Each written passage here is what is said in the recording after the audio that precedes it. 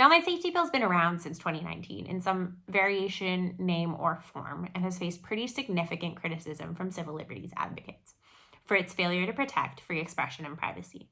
Perhaps that's why the online safety bill, in its new iteration, has a list of targeted changes that include the removal of legal but harmful content to adults and those obligations, as well as the removal of the criminalization of harmful communications as an offense.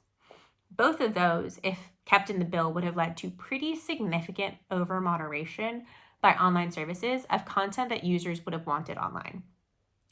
Now, these are welcome changes, and I'm really excited to see Parliament and think tanks and civil society having these discussions about free expression and privacy, but I do still worry that the online safety bill is fundamentally flawed. The reason I want to focus on that today is with regards to end-to-end encryption. End-to-end encryption basically means that if two users are messaging each other, not even the online service can see what they're saying. This has been an incredibly vital tool for free speech and online privacy for many communities, including dissidents, advocates, activists, abuse survivors, and LGBT youth who want to focus on keeping their private communications safe and want to control who they communicate with and what they're telling to people when they're telling to people.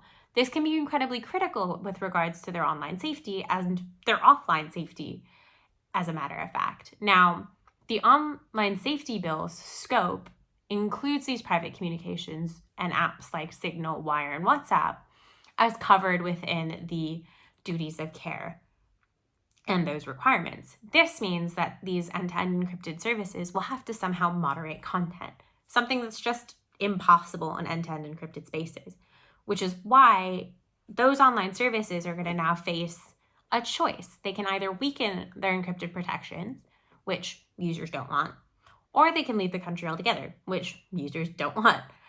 So now we're faced with a loss regardless. And I think that's kind of the point of why we need to continue having conversations about the online safety bill. There are still issues with free expression and privacy, and we need to acknowledge that some forms of online safety are at risk